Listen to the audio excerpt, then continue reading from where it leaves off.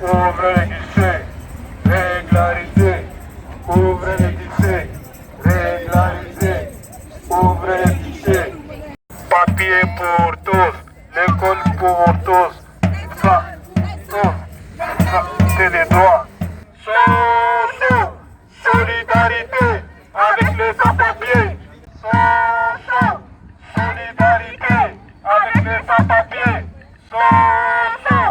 Solidarité avec les sans-papiers. Nous allons donner la parole à ceux que la préfecture voudrait complètement muets. C'est-à-dire qu'on va donner la parole aux sans-voix, qui sont souvent des sans-papiers, qui sont parfois des sans-travail, ou qui parfois travaillent beaucoup mais de façon non déclarée parce qu'ils sont sans-papiers. Voilà, je suis étudiante à l'UPEC. Là, je suis en 2e année de licence anglais. J'ai fait toute ma scolarité ici en France, collège, lycée et là, les études supérieures. Mais j'ai toujours pas mes papiers. Je ne peux pas accéder à la bourse, ni travailler comme les autres étudiants. Tout sort de ma poche, tous les frais d'études, de transport. Et même là, après, pendant le master, je vais être pénalisée parce que j'ai pas fait Erasmus. J'ai pas les papiers pour faire Erasmus. Et je peux pas entrer avec le pourcentage des étudiants boursiers pour faire une demande de master à l'école que je veux. Je veux faire un master de journalisme à Sciences Po, mais du coup, je vais me retrouver complètement sans master que je veux et coincée, quoi. Voilà. Bonjour, je m'appelle Cynthia Totobina et je suis arrivée ici en 2015 et j'ai fait ma demande à la préfecture. Jusqu'aujourd'hui, je n'ai pas de nouvelles, c'est silence radio. Et j'aimerais bien que la préfecture puisse répondre à nos demandes parce que en ce moment, on ne les vit pas bien et c'est très compliqué pour nous. Les papiers pour Cynthia, les papiers pour Cynthia, les papiers pour Cynthia.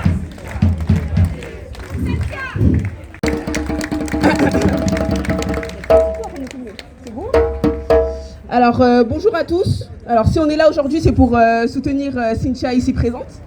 Donc pourquoi on la soutient? Tout d'abord parce que c'est une élève très très brillante, c'est-à-dire qu'elle est toujours là pour aider les gens, toujours là à faire les bonnes choses dans la classe. Elle travaille bien, donc si elle n'a pas les papiers, c'est pas comme si c'était une élève qui ne faisait rien de nos jours. Elle est vraiment excellente, vous pouvez demander aux profs ici présents qui peuvent témoigner. Et si maintenant on est tous là, en sachant qu'on n'a pas l'habitude de faire des grosses manifestations et venir aux manifestations, c'est que ça nous tient vraiment vraiment à cœur.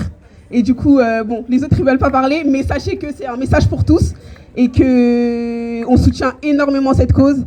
Et si on est là aujourd'hui, c'est pour Cynthia et pour tout le monde, pour toutes les personnes qui sont en galère dans cette situation-là. On est là pour ça. Voilà. Des papiers pour Cynthia, des papiers pour Cynthia, des papiers pour Cynthia. Les papiers pour Cynthia, les papiers pour Cynthia, les papiers pour Cynthia. Solidarité.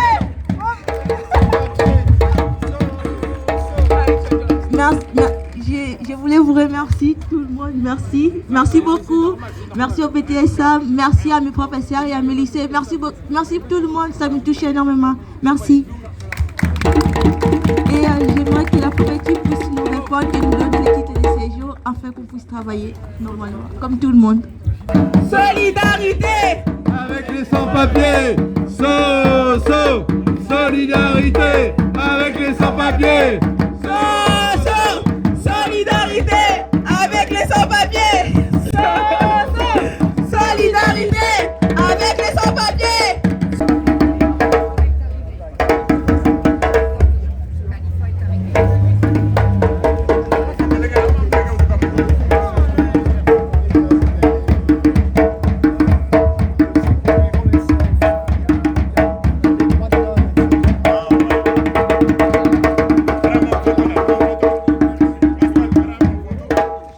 Les hommes de Chronopost, Aboubacar et ses compagnons, je suis hyper fière d'eux. C'est une richesse pour la France. Ça fait des années que je les connais. Si en France, il y avait autant d'hommes qui sont aussi brillants, éduqués, courageux, intègres, honnêtes, gentils, altruistes, forts, solidaires, la France se porterait vraiment, vraiment, vraiment bien mieux.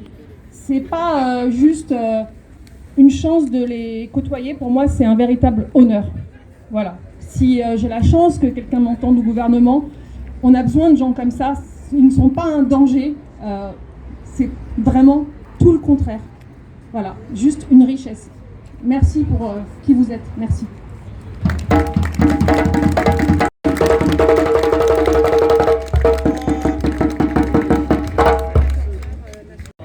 Bon, je vous salue vous tous. Bon, comme nous, on est dans le collectif d'Alfronville, bon, c'est nous qui avons fait des grèves à Chronopost. Bon, aujourd'hui, on était un peu en retard. Moi, tout ce que je veux dire, tout ce que toujours, on s'est levé contre les préfectures. Parce qu'il a fermé toutes les portes.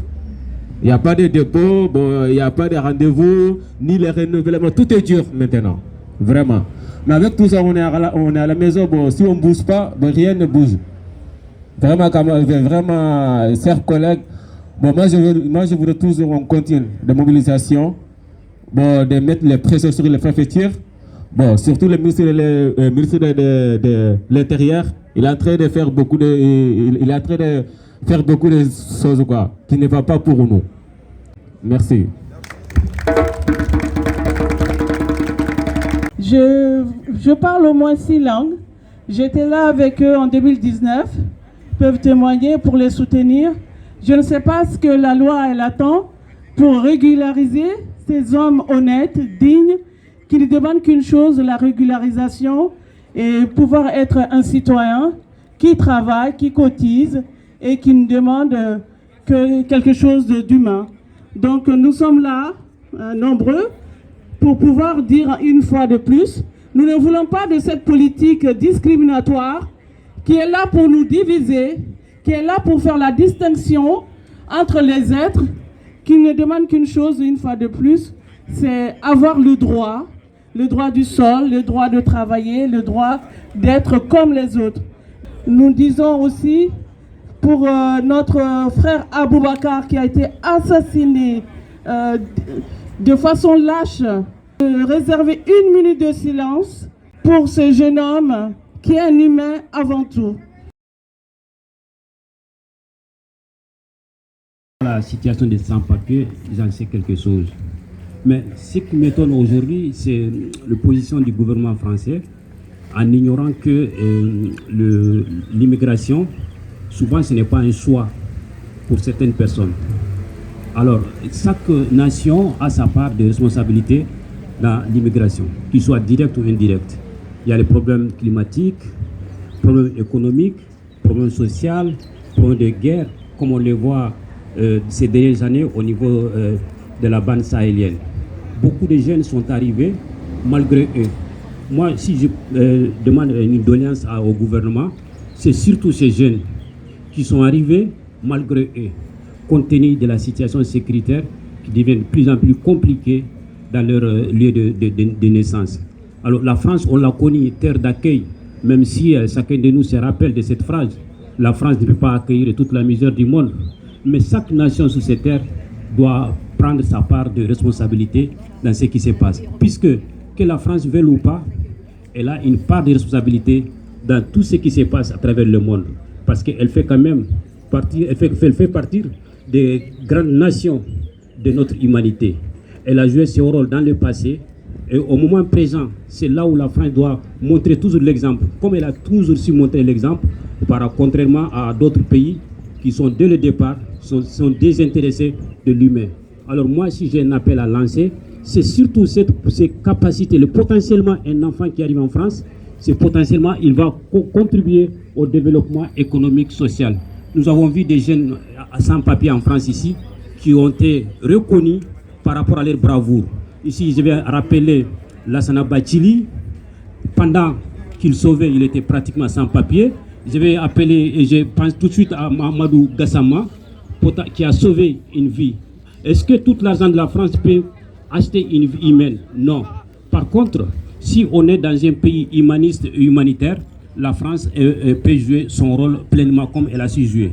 Ce n'est pas parce que nous sommes au lendemain des élections présidentielles qu'un ministre qui arrive à la France, qui a une histoire par rapport à l'immigration, qu'il va inventer des choses.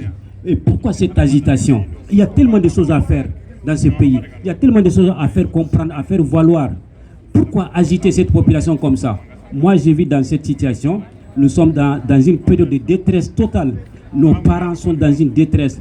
Mais il faut laisser les gens aller et venir. On n'a pas demandé à la France de prendre toute la misère du monde. Mais au moins ceux qui sont là, de grâce, M. Rotaillot et son équipe, et un peu d'humanisme pour régler la situation de nos parents qui vivent sans papier. Je vous remercie beaucoup.